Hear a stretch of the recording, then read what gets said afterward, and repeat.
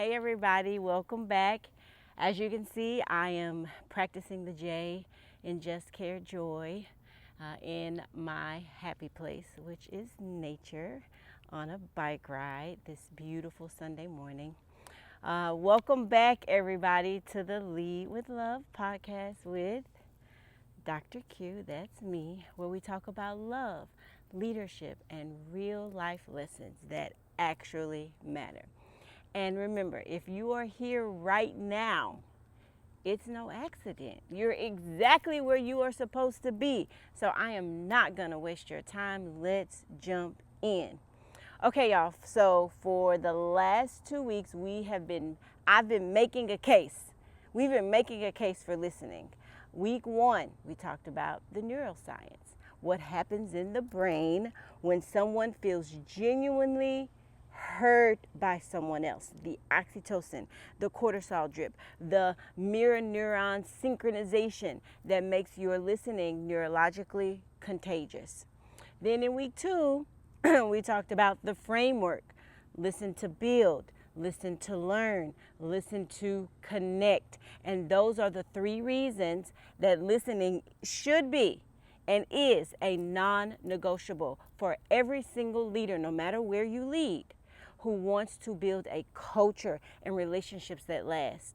And I've given you the science and I have given you the why.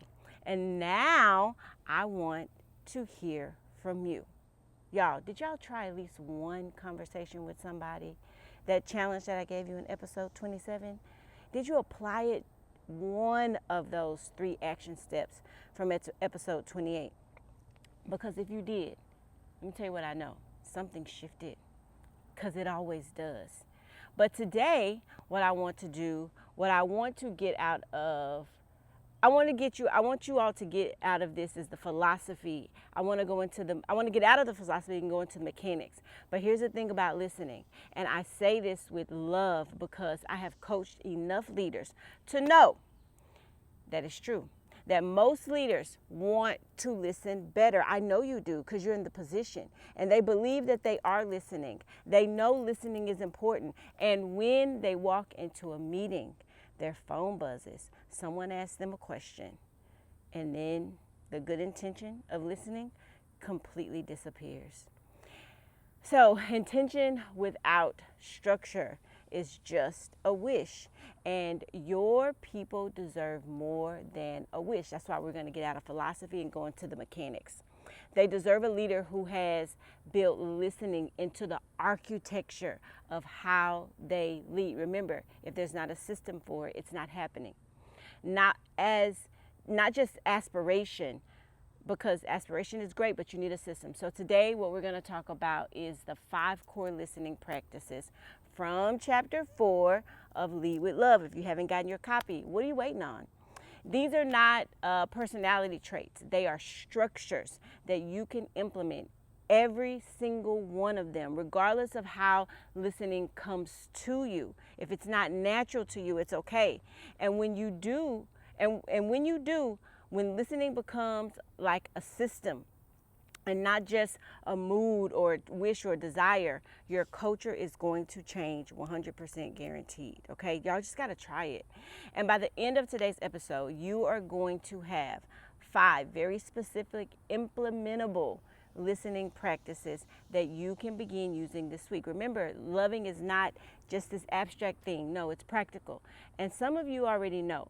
Some of you will challenge yourselves. But together, what we're going to do is look at listening as an infrastructure that truly great leaders use. Okay, so let's build. Let's get into the how to do. And so we're going to talk about practices 1 and 2 right now. So practice 1. Y'all have heard me talk about this already, like 100 times. All about you, all about me, all about us. That is your check-ins. And I introduced it earlier in a few other episodes, but I want to give you kind of a fuller treatment of what this looks like, because it deserves some time, because this is the single most powerful listening structure practice that I've ever used or coached. And I use it every single time I coach someone. So here's how it works. You all schedule your regular one-on-one time with your direct reports. So you're going to do that bi-weekly for most teams, monthly if you have a very, very large team. And the meeting is always going to be structured in the same way, which it matters because predictability creates this space of safety, and that is what you want your people to always feel. Remember, the first 15 minutes belong entirely to them. They talk about anything, work, life, what's weighing on them, what they are excited about. They just talk about whatever is important to them. Only job that you have in those 15 minutes is just to listen without interrupting, without trying to fix anything, without directing or trying to solve it. You receive what they share. That's it.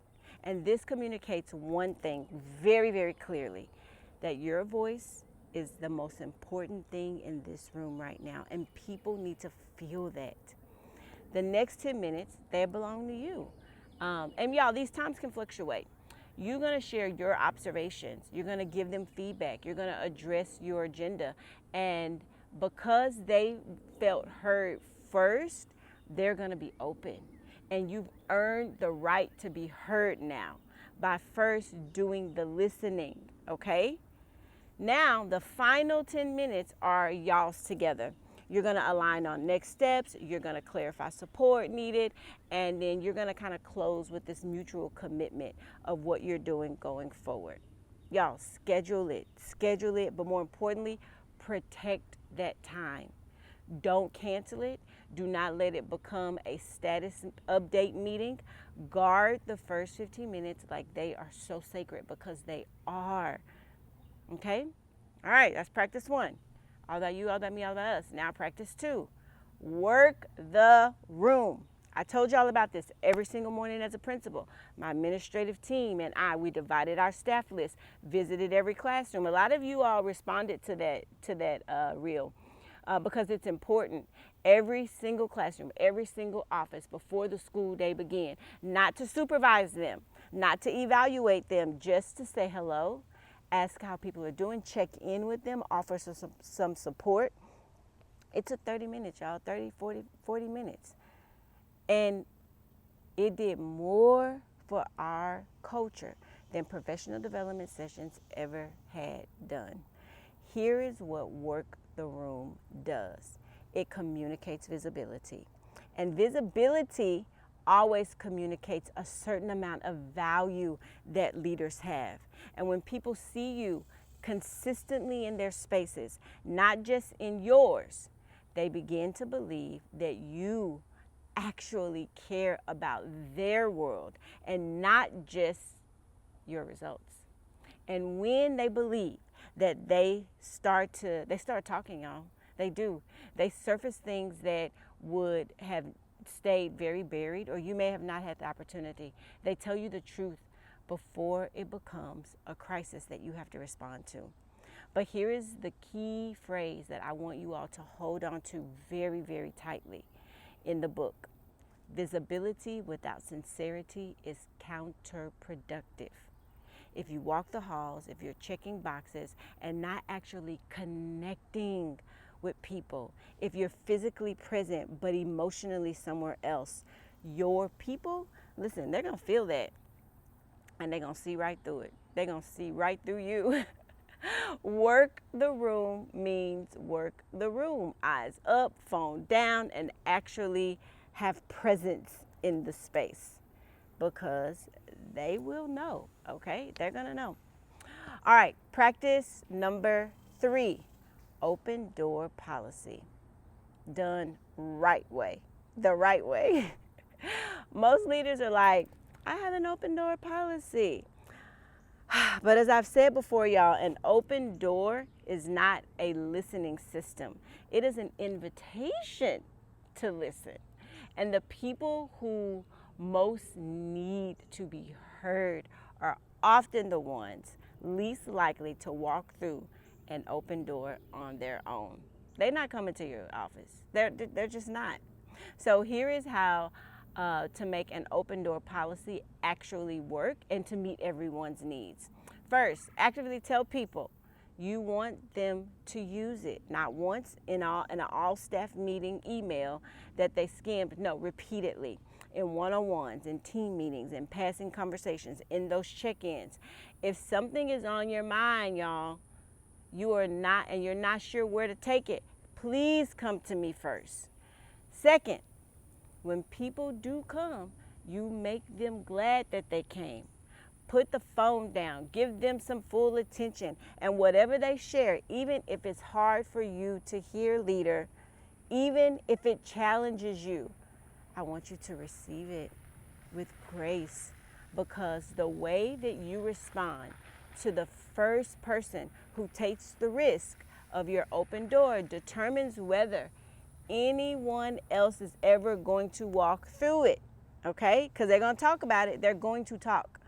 And then third, I want you to follow up, right? If someone came to you with a concern or an idea, I want you to always circle back to them. Circle back. Hey, I've been thinking about what you shared last week, or here's where I am with it, etc.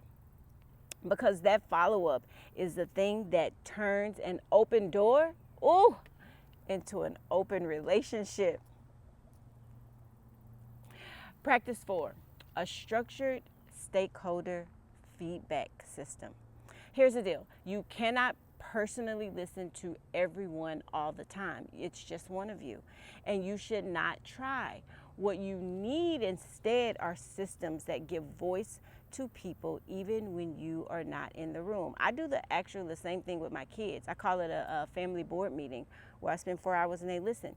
You can do anonymous surveys, or one of the most powerful and most underused tools in leadership is an anonymous survey. And as a teacher, I remember I surveyed my students at the end of every semester. As a principal, I surveyed my staff. Simple questions.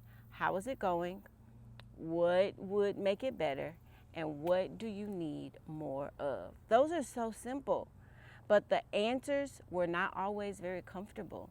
Sometimes they were hard to read and to really process. But discomfort is information, and that's where the growth happens, in the discomfort. And even when it stings, it's how you are going to get better. And the hardest part of a feedback survey is not writing the question.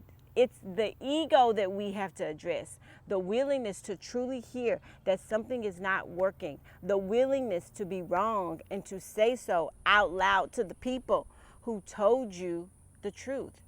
And leaders who do that, who do it regularly, listen, who ask for feedback all the time, and more importantly, who act on that feedback and who share what they learned with the teams, they build a whole new level of trust. No hiring package or bonus structure could ever create. Those leaders are the GOAT. They're the GOAT. All right, now practice number 5. Stakeholder team presentations. Follow me, okay? This is all in the book, by the way. This is probably one of the most, one that a lot of leaders haven't tried. And it is one of the most powerful listening structures that I implemented as a principal. And it's also a great empowering activity, right? Here's how it works. So what you do is you create regular opportunities for different stakeholder groups, teams, departments, committees, if you have students, student groups, parent groups, etc., to present to the leadership team. Not like a status report, not like a data dump, but like this real presentation about what is happening in their world. Now, you can use data. Definitely, data is always great, but what's happening in their world, what they need, and what they're proud of, and what they want leadership to understand. Oh, y'all, it's a powerful presentation. And the leadership job, your job, the team's job, is to just listen, to ask questions, to take notes, and to respond within a defined time frame with what you are going to do with what you heard. It is powerful. I dare someone to try it. What this practice does is it's extraordinary, y'all. It's really good. But it distributes voice in a way that, not in a traditionally open door policy can. It surfaces kind of like this ground level intelligence that I talked about last week, and it communicates to every level of your organization that your perspective matters enough for me to take this time out and to shape how we lead. And for those that don't feel comfortable walking into your office, this is going to address everyone. So your action step this week, you know I have one for you. Pick one of the 5 strategies and implement it before the week ends. Not next month, not when things settle down. No, do it this week, y'all. Just do it. You just start with all about you, all about us. You can start there if you've not already done that, or schedule your 3 meetings. Protect the first 15 minutes and watch what you learn about the people that you lead, that you didn't know about before. Okay, try that one. That one's an easy one. Before I let you go though, remember, 8 Lead with Love, 8 Hearts in Its Strategies of Exceptional Leadership is available now on Amazon. The Audible has been submitted, so we're just waiting on the approval. Chapter 4, y'all, take time to listen, is the full framework that we've covered this month. All 5 practices in detail, all the stories, all the research. And if this series is building something in you, y'all, I think the book is going to finish the job. So please get your book. Next week, we are talking about the devastating cost of not listening. What happens in organizations where listening is absent, and the real stories from leaders who've actually lived it. It is going to be a hard but very necessary conversation, and you all do not want to miss it. All right? All right, 5 practices, all about you, all about me, all about us. Work the room, open door, done right, structured feedback, and stakeholder presentations. Those are the 5 structures, okay, that transform listening from being good intention or desires into an actual leadership system that works, okay? Here's what I want you all to remember as we leave. Great listening is not a personality type. No, it is not something that you either have or you don't. It is a discipline, a structure, a set of choices that you make consistently because you believe that the people that you lead are worth it. And guess what? They are worth it, y'all. They are worth every minute, every structured check-in, every survey question, every morning hallway conversations. They are worth the effort that it takes to build a culture where people genuinely feel heard. Okay? But before I let you all go, I want to add one more practice here. Okay? I started with it. And it's not one, it's not in the framework of this chapter. It's in the one that makes all the other chapters possible. Listening to yourself, listening to God, listening to the universe, right? So I'm actually, like I said, recording this episode outside today in nature. And I do that on purpose, y'all, because some of my best thinking, my clearest direction, and my most honest moments of self-reflection happen when I step away from the noise and I get still. Nature has a way of stripping everything back down to what is actually real. And when I'm quiet enough to hear it, I hear myself, I hear what I need, I hear what God is saying about where I am, but more importantly, where I'm going. Leaders, you all pour out constantly. We give and we serve and we show up, we build. And if we never stop to listen to our own spirits, to check in on what we actually need, what we are actually feeling, what God or the universe is trying to say to us in the stillness, we will eventually run dry, y'all. And you cannot lead others well from an empty space. So please Build the 5 systems. Show up consistently for the people that you lead. And then regularly and intentionally go somewhere quiet. Go outside if you can. Get still and listen to the voice that's inside of you that knows more than any leadership book or podcast could ever teach you.